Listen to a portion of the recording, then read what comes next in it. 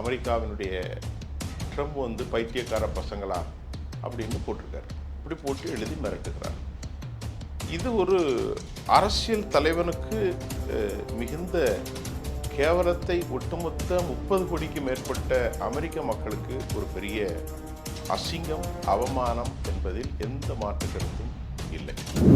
Dollar பரிவர்த்தனை நிறுத்திவிட்டு Yuan சீன பணத்தில் நீங்கள் கொண்டு செல்லலாம் என்ற ஒரு அறிவிப்பானை வெளியிட்டு அமெரிக்காவினுடைய கூட்டாளிகளான ஸ்பெயின் மற்றும் பிரான்ஸ் போன்ற நாடுகளுக்கு கூட அங்கிருந்து எண்ணெய் வர்த்தகம் ஆரம்பித்திருப்பது அமெரிக்காவுக்கு பெரும் தோல்வி. ஈரான் முழுவதுமாக நாங்கள் துவம்சம் செய்ய போகிறோம். பம்பார்டர், அதாவது குண்டுகளால் நாட்டினுடைய கட்டமைப்புகள் முழுவதுமாக சீரழிக்கப்படும் என்று அவர் அறிவித்திருக்கிறார். அப்படி என்றால் எங்களது கை மாங்காய் பறிக்க போய்விடுமா? நாங்களும் உன்னுடைய கட்டமைப்புகளை சீரழிக்க போகிறோம். இதில் வடகொரியா இன்னும் உள்ள களத்தில் இறங்கலை. ஆனால் அதற்கான வாய்ப்புகள் இருக்கும் அப்படின்னு நினைக்கிறீங்களா சார்? ரஷ்யா நேரடியாக உதவி பண்ணிட்டு இருக்கு, சீனாவும் உதவி பண்ணிட்டு இருக்காங்க. வடகொரியா எந்த அளவுக்கு இதில் முனைப்பு காட்டுவாங்கன்னு நினைக்கிறீங்க? பலருக்கு தெரியாத உண்மை என்பது வடகொரியாவும் ரஷ்யாவும் சீனாவும் தான் இந்த போரை நடத்துகிறார்கள். அமெரிக்காவுடைய பலவீனத்தை உலகம் தெரிந்து கொண்டாச்சு. அமெரிக்கா பெரிய நாடு ஒன்றும் இல்லை. அமெரிக்காவுடைய ஏர் டிஃபென்ஸ் சிஸ்டம் ஃபுல்லாகவே அடிச்சிட்டாங்க. அமெரிக்காவுடைய தாடு, அமெரிக்காவுடைய பேட்ரியாட்டு, Iron Dome, Iron Beam, David Selling, Aero System 2 and 3, 4, everybody has been destroyed. எல்லாமே அழிக்கப்பட்டு விட்டது, துடை தெரியப்பட்டு விட்டது.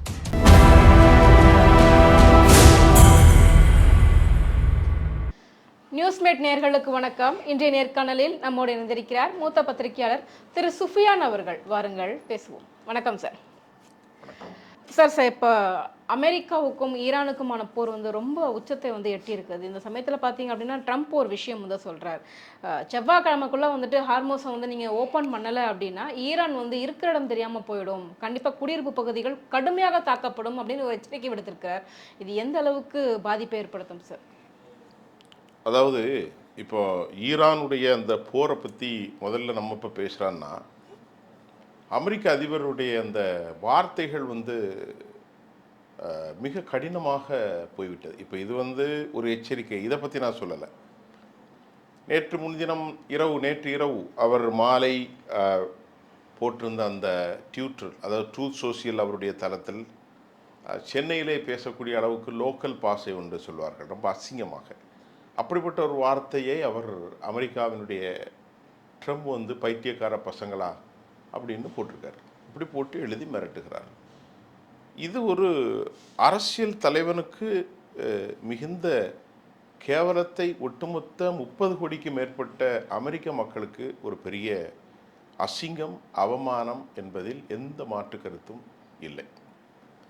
அடுத்து இதை விடுத்த ஒரு மிக முக்கியமாக நான் இங்கே உங்களுக்கு சொல்ல வேண்டிய விவகாரம் என்னவென்றால், அமெரிக்காவில் இந்த போரை ஆரம்பிப்பதற்கு முன்பு அவர்கள் 3 நிறைவான ஒரு ஒப்பந்தத்தை அல்லது வாக்குறுதியை அமெரிக்க மக்களுக்கும் உலகத்திற்கும் சொல்லியிருந்தார்கள். முதலிலே ஒரு பயங்கரவாத அரசாங்கத்தை நான் ஆட்சியிலிருந்து அகற்ற போகிறோம். நான் என்றால் நான் அல்ல, நாங்கள். The parties, the USS military forces along with Israel. அப்படி என்று அவர்கள் பிப்ரவரி 28 லோக்கல் டைம் காலை 7:30 மணியில் தாக்குதல்களை தொடங்கினார்கள். அந்த தாக்குதல்கள் தொடங்கப்பட்ட சில நேரத்தில் உச்சபட்ச தலைவர் சையத் அலி காமினி படுகொலை செய்யப்பட்டார். 30க்கும் மேற்பட்டவர்கள், 48 பேர் கொல்லப்பட்டு விட்டார்கள். முதலில் டொனால்ட் ட்ரம்ப் சொன்னது, ஆட்சியை நான் மாற்றுவேன். இன்றைக்கு 36வது நாட்கள் முடிந்து அதையும் தாண்டி போய்கொண்டிருக்கிறது. 95வது வேவ் அலைகளை ஈரான் தாக்கி கொண்டிருக்கிறது. முதலில் ஆட்சி மாற்றம் ஏற்படுத்தப்படவில்லை என்பதும், உள்ளே அவர்கள் செல்ல முடியாமல் தவித்து கொண்டிருப்பதும் பாயிண்ட் நம்பர் 1, அமெரிக்காவுக்கு ஏற்பட்டிருக்கிற பெரிய தோல்வி. இரண்டாவது, ஹெர்முஸ் வளைகுடா என்கின்ற அந்த நீரினை, அந்த ஜலசந்தியினூடா இன்றைக்கு உலகம் முழுவதும் க்ரூட் ஆயில் சப்ளை செய்ய முடியாமல் ஒரு ஸ்ட்ரக் நின்று போயிருக்கிறது. அதை நான் உடனடியாக திறந்து விடவில்லை என்றால் நரகத்தை இறக்குவேன், சொர்க்கத்தை இறக்குவேன் என்று ஒரு வாய் சவாடல். ஆனால் உண்மையிலேயே கிட்டத்தட்ட 35 நாளாச்சு ஹெர்மூஸ் வளைகுடாவிலே அவர்களால் ஒன்றும் செய்ய முடியவில்லை.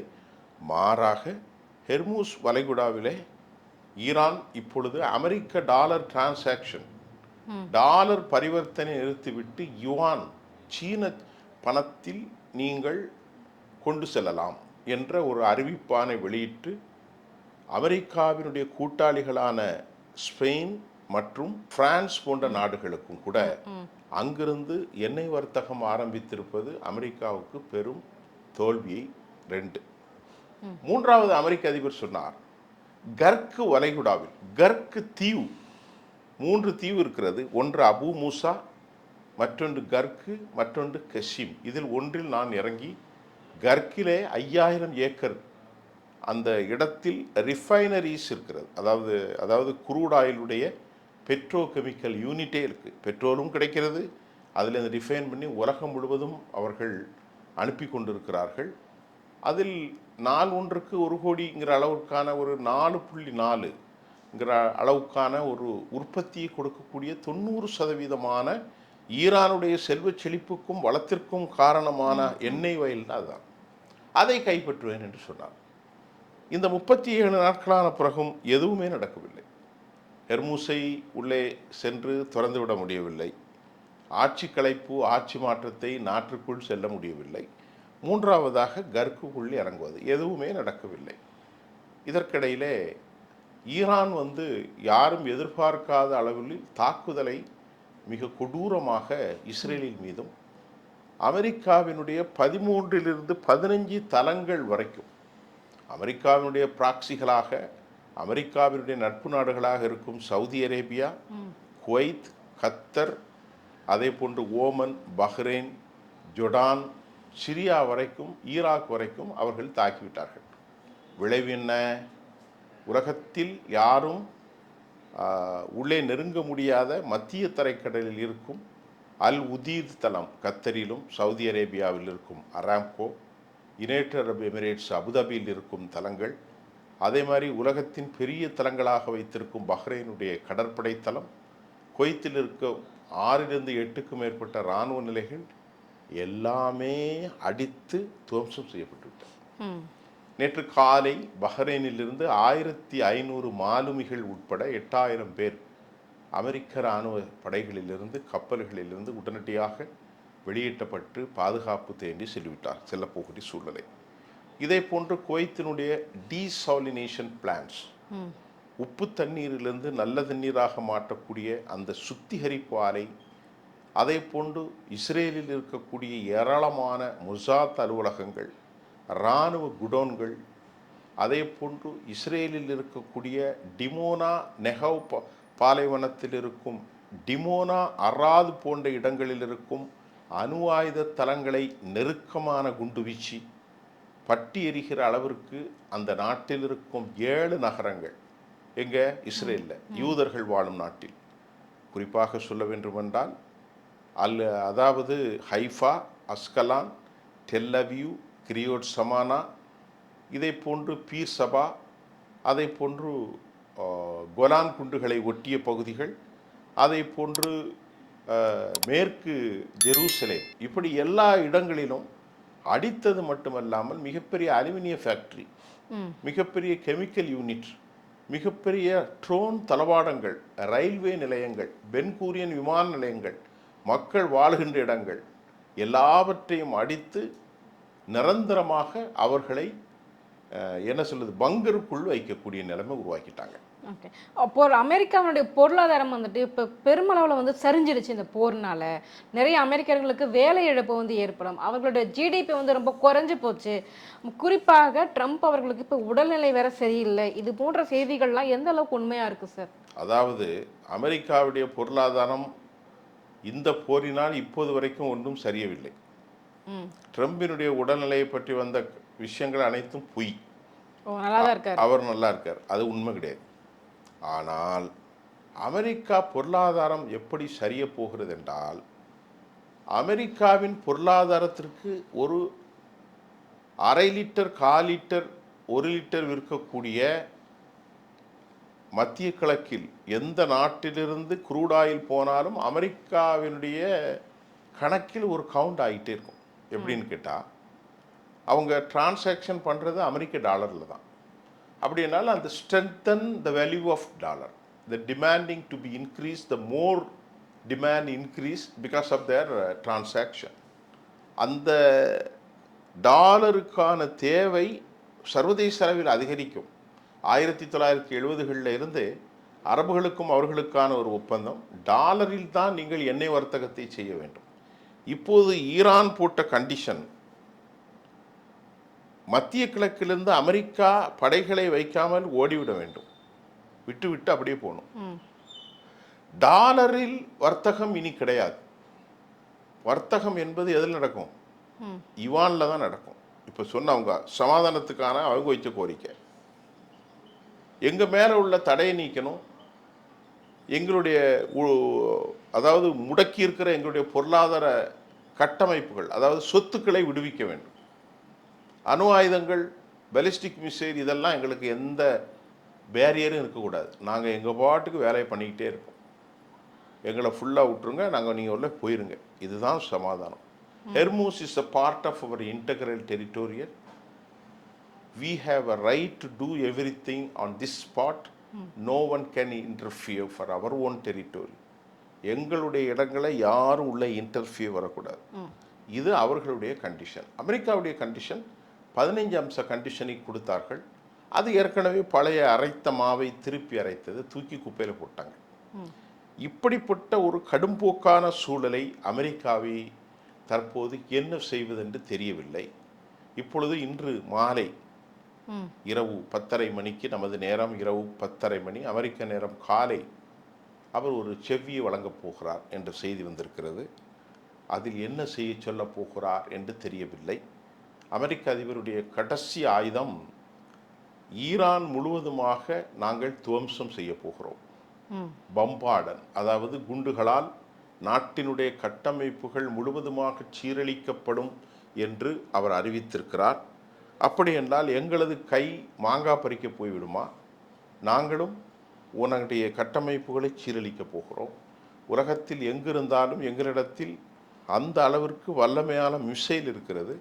உனது கட்டடங்களை, மைக்ரோசாஃப்டாக இருந்தாலும் சரி, அதாவது ஐபிஎம்மாக இருந்தாலும் சரி, நிவிடாவாக இருந்தாலும் சரி, அது மாதிரி டெஸ்லாவாக இருந்தாலும் சரி, ஆரக்கிளாக இருந்தாலும் சரி, இன்னும் நிறைய அமெரிக்க நிறுவனங்கள் இருக்குது.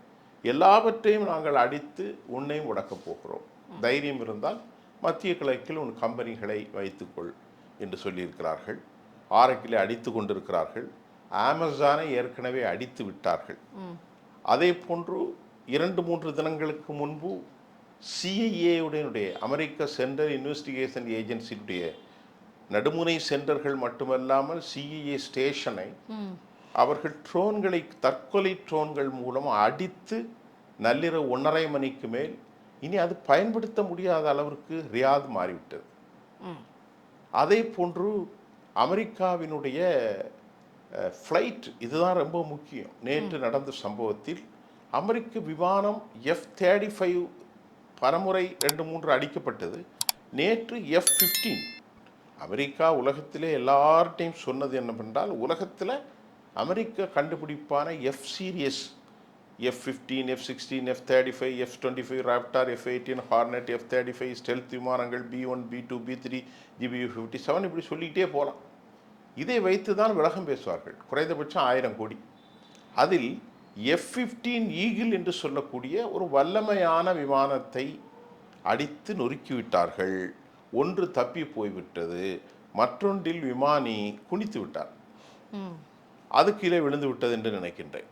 அந்த விமானத்தை காப்பாற்றுவதற்காக, விமானியை காப்பாற்றுவதற்காக சம்பவத்திற்கு ஈரான் படைகள், பராஸ் படைகள் வந்து குவிந்திருக்கிற நேரத்தில் அமெரிக்கா விமானியை காப்பாற்றுவதற்காக பெரும் படைகளோடு அங்கே வருகிறார்கள்.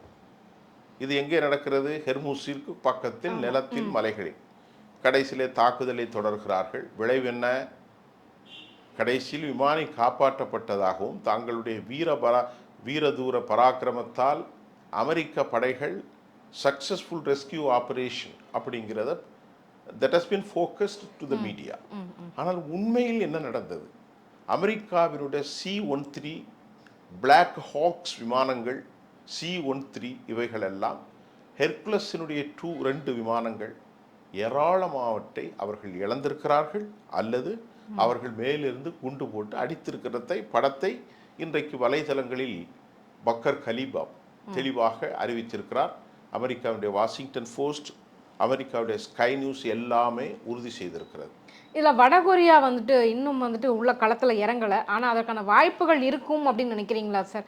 ரஷ்யா நேரடியாக உதவி பண்ணிட்டு இருக்கு, சீனாவும் உதவி பண்ணிட்டு இருக்காங்க. வடகொரியா எந்த அளவுக்கு இதில் முனைப்பு காட்டுவாங்கன்னு நினைக்கிறீங்க? பலருக்கு தெரியாத உண்மை என்பது வடகொரியாவும் ரஷ்யாவும் சீனாவும் தான் இந்த போரை நடத்துகிறார்கள். அது வடகொரியா உள்ள வந்துட்டாங்க ஆல்ரெடி. எப்படி வடகொரியாவுடைய ஆயுதங்களும் வடகொரியாவுடைய சுரங்க தொழில்நுட்பம் தான் இன்றைக்கு ஈரானை இந்த அளவிற்கு ஒரு உயர்வல்லமையாக ஆக்கியிருக்கிறது. 70களுக்கு பின்பு வடகொரியா இன்று வரை பெரும் சிக்கலில் அவர்களுக்கு எண்ணெய் வளம் இல்லை, ஆனால் அவர்களுக்கு டெக்னாலஜிஸ் நல்லா இருக்குது, பிரைட். அதனால தான் அமெரிக்கா வடகொரியா கிட்டேயே போக மாட்டான், கிம் உடன் பக்கத்தில் போகாது. வடகொரியாவால் தென்கொரியாவுக்கும் ஜப்பானுக்கும் சியோலுக்கும் டோக்கியோவுக்கும் பெரும் அச்சுறுத்தல் இருக்கிறது. இப்பொழுது வடகொரியாவுக்கு தன் நண்பனான ஈரானை காப்பாற்றுவது காலத்தின் கட்டாயம். அதே போன்று சீனா ரஷ்ய நாடுகளும் ஈரானை காப்பாற்றியே ஆக வேண்டும். ஏனென்றால் இந்த தோல்வி நடந்துவிட்டால் இனி இந்த பிராந்தியத்தில் அமெரிக்காவை ஒன்றும் செய்ய முடியாது. அந்த அடிப்படையிலே வடகொரியா ஏற்கனவே கொடுத்த தொழில்நுட்பங்களை தாண்டி தற்போது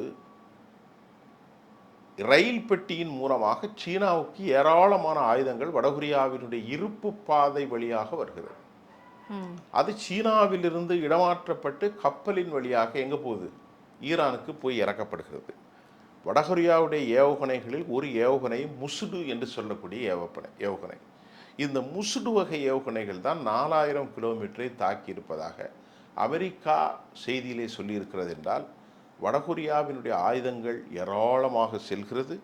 அதே மாதிரி ரஷ்யாவுடைய காஸ்பியன் வளைகுடா வழியாக ரஷ்யாவும் ஏராளமான சரக்குகளை கொடுக்கிறார்கள். சீனா பொருட்களை கொடுத்து வருகிறார்கள். ரஷ்யாவினுடைய துல்லியமான சேட்டலைட் பிக்சர், அதாவது செய்மதி படத்தின் ஊடாக இவைகள் எந்த இடத்தில் அமெரிக்கர்கள் இருக்கிறார்கள், எந்த பில்டிங்கில் இருக்கிறார்கள் என்பதை அப்பழுக்கற்ற முறையில் துல்லியமாக படம் பிடித்து காட்டுவதால் ஈரான் மிக தெளிவாக இன்றைக்கு சக்ஸஸாக போகிறதுக்கு காரணம் ரஷ்யாவினுடைய செய்மதி படத்தின் துல்லியமான பரிணாமம். ரஷ்ய தொலைக்காட்சி ரஷ்யாவினுடைய இந்த செய்மதி ஒரு பெரிய நன்மையை அவர்களுக்கு கொடுக்கிறது. காரணம், இன்னென்ன இடங்களில் அமெரிக்காவினுடைய படைகள் இருக்கிறார்கள், ஏவுகணைகள் இருக்கிறது. இதை செய்மதி படத்தின் மூலமாக ரஷ்யா துல்லியமாக அவர்களுக்கு கைச்சாத்திட்டு அல்லது மறுபடி கொடுத்து விட்டதன் மூலம் அந்த தாக்குதலை அவர்கள் சிறப்பாக நடத்தி முடித்து கொண்டிருக்கிறார்கள். ஆக இந்த போரில் ரஷ்யாவும் சீனாவும் வடகொரியாவும் இணைந்து விட்டார்கள். இனி இணையப் போகிறார்கள் என்பது ஒன்றுமில்லை. வடகொரியாவும் இந்த போரை நிறுத்தியிருப்பதை இருப்பு பாதையின் மூலமாக ஏராளமான ஆயுதங்கள் வருகிறது. சில நாட்களுக்கு முன்பு அமெரிக்காவினுடைய சேட்டலைட் பிக்சரின் மூலம் இந்த ரயில் புறப்படுவதை அவர்கள் கண்காணித்தார்கள். ஆனால் அதை ஒன்றும் செய்ய முடியவில்லை. ஏனென்றால் அது முழுமையாக சீனாவுக்கு வந்து சீனாவிலிருந்து வருகிறது. அதை தாக்கினால் வேறு பிரச்சனை ஆகிவிடும். அதனால அமெரிக்கா பயந்து போய் விட்டு விட்டார். எனக்கு என்ன ஒரு கேள்வி அப்படின்னா சார், இப்போ அமெரிக்காவினுடைய நிறுவனங்கள்ல இருக்க மத்திய கிழக்கு ஆசிய நாடுகளில் இருக்கிற எல்லாத்தையும் வந்து தாக்குறாங்க, ஈரான் வந்து தாக்குறாங்க. அமெரிக்கா நேரடியாக வந்துட்டு ஈரான் குடியிருப்பு பகுதிகளில் தாக்க போறேன் அப்படின்னு சொல்றாங்க. ஏன் ஈரான் வந்து நேரடியாக அமெரிக்கா நாட்டை வந்து தாக்குவதற்கு தயக்கமா, இல்லை அங்கே தாக்கக்கூடாது அந்த மாதிரி ஏதாவது இருக்குதா சார்? இது அமெரிக்கா இங்கே இல்லை, 10,000 கிலோமீட்டருக்கு அங்கிட்டு இருக்கு. இதெல்லாம் பக்கத்தில் இருக்கு. 10,000 கிலோமீட்டருக்குங்கன்னா அது ICBM, inter continental ballistic missile என்று சொல்வார்கள். இதை தாண்டி கண்டமிட்டு கண்டம் போகக்கூடிய அளவிற்கு அவர்கள்ட்ட தொழில்நுட்பம் இல்லை. இது உலகத்தில் ரொம்ப ரேர்லி ரேர். இங்கேருந்து 10,000 கிலோமீட்டருக்கு அங்கிட்டு போய் விழுவது என்பது ரொம்ப ரேரான தொழில்நுட்பம். அதை கண்டுபிடிப்பதற்கு அவர்கள் கண்டுபிடித்து வைத்திருக்கிறார்கள் அல்லது கண்டுபிடிக்கப்பட்டு கொண்டிருக்கிறது என்பதுதான் அமெரிக்காவுக்கு ஒரு நல்ல செய்தி. இல்லை என்றால் அமெரிக்காவை காலி செய்து விடுவார்கள். இப்பொழுது அந்த வசதி அவர்களிடத்தில் இல்லை. அமெரிக்காவை காலி செய்யலாம் வருங்காலத்தில். இப்பொழுது இதுவே அமெரிக்காவுக்கு போதுமானதாக இருக்கிறது. அது மட்டுமில்லாமல் அமெரிக்காவுடைய கூட்டாளிகள் பிரான்ஸு, ஸ்பெயின் போன்ற நாடுகளும் கூட இந்த பக்கம் வந்துட்டாங்க. இப்பொழுது இருக்கக்கூடிய சிக்கல் என்னவென்றால், ஹெர்மூஸ் வளைகுடாவில் இருந்து ஏராளமான ஆயில் சப்ளை உலகம் முழுவதும் நின்று போய் 4 ஒன்றுக்கு 2.5 கோடி போகும். 25% உலகம் முழுவதும் 4 ஒன்றுக்கு 2.5 கோடி. உலக தேவை 10 கோடி என்று வைத்துக் கொள்ளுங்கள். 2.5 கோடி பேரல்கள் நின்று விட்டால் எவ்வளவு பெரும் சிக்கல் வரும். அது மட்டும் இல்லை, இன்னொரு சிக்கல் என்னவென்றால், இப்பொழுது அமெரிக்காவுக்கு எதிராக என்ன சொல்லியிருக்கிறார்கள், இதை மட்டும் நாங்கள் நிறுத்த மாட்டோம், வர்த்தக கப்பல்கள் செல்லக்கூடிய செங்கடல், அதாவது பாபல் மந்தீப் என்கிற ஒரு பகுதி, அது ஒரு குறுகிய நீரிணை தான். அது மொத்தமே ஒரு சுருக்கமாக ஒரு 8 கிலோமீட்டர் அப்படி தான், ரொம்ப சின்ன இடம் தான் அது. அந்த பாபல் மந்தீப்பை நாங்கள் கட்டுப்படுத்தி விடுவோம். அப்போ அங்கேயும் அமெரிக்க கப்பல்கள் போகாது, அங்கே இஸ்ரேலுடைய கப்பல்கள் போகாது, அரபு நாட்டு கப்பல்கள் யாருமே அங்கே போக முடியாது. பாபல் மந்தீப் என்று சொல்லக்கூடிய செங்கடலையும் நாங்கள் கட்டுப்படுத்துவோம், ஹெர்மூஸையும் நாங்கள் கட்டுப்படுத்துவோம், உன்னால் எது வேணாலும் செய்து போ என்று சொல்லிவிட்டார்கள். இப்போ அமெரிக்காவுக்கு ஒரு பெரிய எச்சரிக்கை என்னவென்றால், நேற்று நடந்த ஆபரேஷன் ஒன்றை உங்களுக்கு சொன்னேன். F-15லேருந்து கீழே விழுந்தது, ஹெர்குலஸ் கம்பல், C-130, பிளாக் ஹாக்ஸு, அப்புறம் A-10, இப்படி நிறைய இழந்திருக்காங்க. 30க்கு மேற்பட்ட சின்ன எல்லாமே மொத்தமாக 30க்கு மேற்பட்டு இழந்திருக்காங்க. இப்போ அதன் மூலமாக உடனடியாக பராஸ்படைகள் கிட்டே அதை தாக்குதலை நிறுத்திவிட்டார்கள். இதன் மூலமாக அமெரிக்காவுக்கு சொல்லப்பட்ட செய்தி என்னவென்றால், இனி எப்போதும் எங்கள் நாட்டுக்குள்ளே இறங்காத, இறங்குற மேலே வட்டமடிக்கிறேன்னா இதுதான் கதி அப்படின்னு ஒரு சின்ன இடத்துல திட்டமிடாமல் நடந்த இந்த ஆப்ரேஷன் சக்ஸஸ். ஃபேஷன் என்ன காலின்னு சொல்லுவோம்ல, அது ஆப்ரேஷன் சக்ஸஸாக இருந்தாலும் யார் நோயாளி மரித்து போய்விட்டான் என்பது தான் இன்றைக்கு அமெரிக்காவுடைய பலவீனத்தை உலகம் தெரிந்து கொண்டாச்சு. அமெரிக்கா பெரிய நாடு ஒன்றும் இல்லை. அமெரிக்காவுடைய ஏர் டிஃபென்ஸ் சிஸ்டம் ஃபுல்லாகவே அடிச்சிட்டாங்க. அமெரிக்காவுடைய தாடு, அமெரிக்காவுடைய Patriot, Iron Dome, Iron Beam, David Sling, Arrow system 2 and 3, 4 everybody has been destroyed. எல்லாமே அழிக்கப்பட்டு விட்டது, துடைத்தெறியப்பட்டு விட்டது. அதனால் இன்றைக்கு அமெரிக்கா இனி வரும் நாட்களில் அமெரிக்காவை இனி உலக நாடுகள் மதிப்பதும், அவர்களோடு அக்ரிமெண்ட் போடுவதும், உலக சந்தையில் அமெரிக்க பொருட்களை, இராணுவ பொருட்களை விற்பதும் ரொம்ப சிக்கல் தான். ஏற்கனவே 3800 கோடி ரூபாய், 4000 லட்சம் கோடி ரூபாய், 4000 லட்சம் கோடி ரூபாய் கடனில் இருக்கிறார்கள், வட்டி கட்டி கொண்டு இருக்கிறார்கள். அமெரிக்காவுடைய இன்றைக்கு ஒரு கேலன் பெட்ரோல் $3 இருந்தது, 4.10 ஆகிவிட்டது. 3.56 இருந்த டீசலுடைய விலை 5.33 கேலன், ஒரு கேலனுடைய விலை ஏறிவிட்டது. அந்த நாட்டினுடைய inflation has been increased. So buying capacity குறைஞ்சி மக்களுடைய போராட்டம் வந்துவிட்டது. 68% மக்கள் போருக்கு எதிராகவும், 11% மக்கள் ஆதரவாகவும், 27% மக்கள் வாய் திறக்காமல் மௌனியாகவும் இருக்கிறார்கள். ட்ரம்பை ஒரு பைத்தியக்காரராக அமெரிக்க மக்கள் அவர்கள் நினைக்கின்றார்கள். தெரியாமல் ஆட்சியை ஒரு தகுதியற்றவனிடத்தில் கொடுத்து விட்டோம் என்றுதான் அமெரிக்க மக்கள் எண்ணுவதற்கு அதிக வாய்ப்புகள் உண்டு. இன்று நள்ளிரவு மறுபடியும் என்ன சொல்ல போகிறார் என்று தெரியவில்லை. அதை பார்த்த பிறகு தான் நம்ம அடுத்து பேச முடியும். ஓகே சார், எங்கள் கேள்விகளுக்கு ரொம்ப சிறப்பான பதில் சொன்னீங்க சார், ரொம்ப நன்றி.